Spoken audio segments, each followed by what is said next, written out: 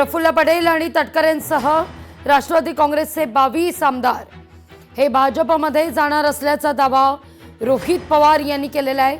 पण भाजप असू दे किंवा अर्थातच राष्ट्रवादी काँग्रेसचे प्रवक्ते सूरज चव्हाण यांच्याकडून रोहित पवार यांचा दावा हा कपोलकल्पित असल्याचं म्हटलं जात आहे। काय म्हणाले होते रोहित पवार ऐकूया आपण। सुनील तटकरे असतील नाहीतर प्रफुल्ल पटेल असतील, काही झालं तरी भाजपमधूनच लढणार आहेत। उगाच आपण इथे टाइमपास करत बसायचं आणि कशाला, त्यांचं ठरलेलं आहे ऑलरेडी, ते ठरलेत आणि 22 आमदारांचं ठरलेलं आहे। त्याच्याबरोबर एकनाथ शिंदे साहेबांच्या काही आमदारांचं ठरलेलं आहे। त्यामुळे ज्या गोष्टी ठरल्यात त्या आपण इकडे वेडं वाकडं बोलून हे होईल ते होईल असं मोघम बोलून चालत नाही। जे आहे ते आहे, भाजपमधून ते लढणार आहेत। फक्त प्रक्रिया ही जरा फास्ट झाली। 2029च्या आधी जी प्रक्रिया व्हायला पाहिजे होती ती आधीच झाल्यामुळे आत्ताच प्रवेश करतात, पण आता प्रवेश केला तर परत इलेक्शन होईल आणि जर परत इलेक्शन तटकरेंचं त्या ठिकाणी झालं तर ते काही निवडून येणार नाही, कारण शिंदे गटच त्यांना त्या ठिकाणी पाडेल। त्यामुळे अर्थातच रोहित पवार यांनी हा खळबळजनक दावा केलेला आहे। या दाव्यानंतर राजकीय वर्तुळातून आता प्रतिक्रिया उमटण्यासही सुरुवात झालेली आहे।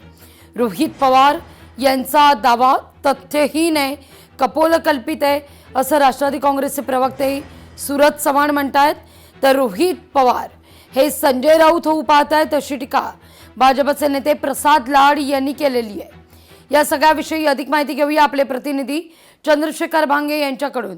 चंद्रशेखर, रोहित पवार यांनी पत्रकार परिषदेत केलेला दावा खळबळ माजवणार आहे।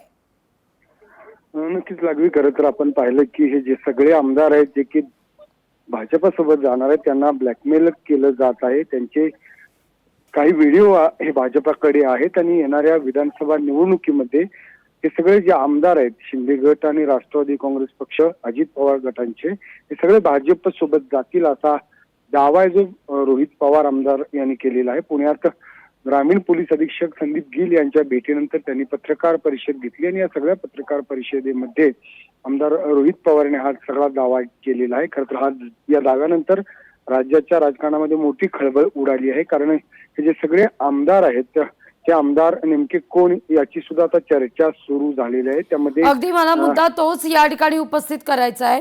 चंद्रशेखर, पत्रकार परिषदेदरम्यान त्या ठिकाणी तुम्ही उपस्थित होतात, रोहित पवार यांच्या, सुनील तटकरे आणि प्रफुल्ल पटेल यांची थेट नावं घेण्यात आली आणि आणखीन ते 22 आमदार कोण या सगळ्याविषयी काही संकेत?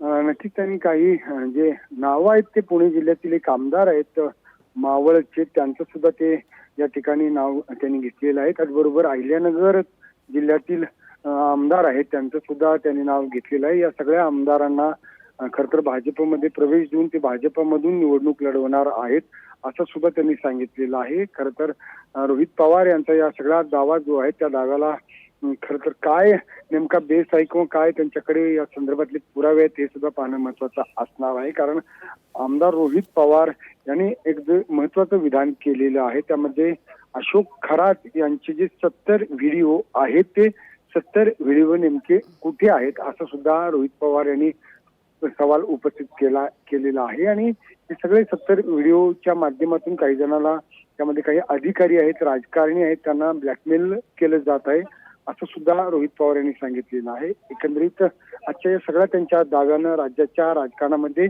मोठी खळबळ जी आहे ती उडालेली आहे। चंद्रशेखर, तुम्ही या ठिकाणी उल्लेख केलात की काही व्हिडिओ आहेत आणि त्यातून हा दबाव आणला जातोय आणि म्हणून तटकरे, प्रफुल्ल पटेल यांच्यासह 22 राष्ट्रवादीचे आमदार हे भाजपात जाऊ शकतात अशी चर्चा आता सुरू झाली आहे, तसं रोहित पवार म्हणतायत। त्या व्हिडिओ संदर्भात काही माहिती मिळतीये का? नक्कीच आपण पाहिलं की ज्या पद्धतीनं अशोक खरात याच्या सगळ्या सेक्स स्कॅन्डल संदर्भातले व्हिडिओ काही दिवसापूर्वी सोशल माध्यमावर व्हायरल झाले होते, परंतु या व्हायरल व्हिडिओच्या 6 व्हिडिओ व्हायरल झाले होते आणि त्याचे इतर जे 70 व्हिडिओ आहेत ते मात्र समोर आलेले नाहीत असं रोहित पवार सांगत आहेत। हे 70 व्हिडिओ नेमके कोणाचे आहेत हे पाहणं सगळ्यात महत्वाचं असणार आहे, कारण यामध्ये काही अधिकारी आणि राजकारणी असल्याचं सुद्धा रोहित पवार यांनी सांगितलेलं आहे। या सगळ्यामध्ये हे जे आमदार आहेत आता राष्ट्रवादीतून भाजपमध्ये जाणारे रोहित पवार यांनी दावा केल्याप्रमाणे खरं तर या सगळ्या विषयी सगळं संभ्रम किंवा प्रश्नचिन्ह जो आहे तो आता या ठिकाणी उपस्थित झालेला आहे। अगदी रोहित पवार यांच्या दाव्यानंतर काय कुजबूज पुण्यातल्या राष्ट्रवादी काँग्रेसच्या बाहेर? नक्कीच खरं तर रोहित पवार यांनी केलेल्या दाव्यानंतर राज्यात पुण्यामध्ये सुद्धा खळबळ उडालेली आहे. कारण पुणे शहरामध्ये राष्ट्रवादी काँग्रेस पक्ष, अजित पवार गटाचे सुद्धा काही आमदार आहेत. त्यांच्या संदर्भात सुद्धा जो आहे तो या संदर्भातला सवाल उपस्थित केला जाऊ शकतो. शहर आणि जिल्ह्यामध्ये राष्ट्रवादी काँग्रेस पक्षाचे आमदार आहेत जे की अजित पवार गटाच्या घड्याळाच्या चिन्हावरून निवडून आलेले आहेत. परंतु आता ते 2029 अर्थात विधानसभा जी येणारी आहे त्यामध्ये ते भाजपमध्ये प्रवेश करणार आहेत असं सांगितलेलं आहे.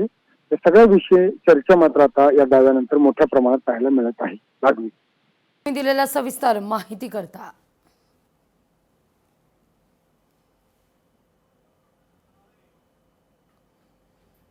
तटकरे आणि प्रफुल्ल पटेल यांच्यासह 22 आमदार भाजपमधून लढणार असा दावा रोहित पवार यांनी केलेला आहे.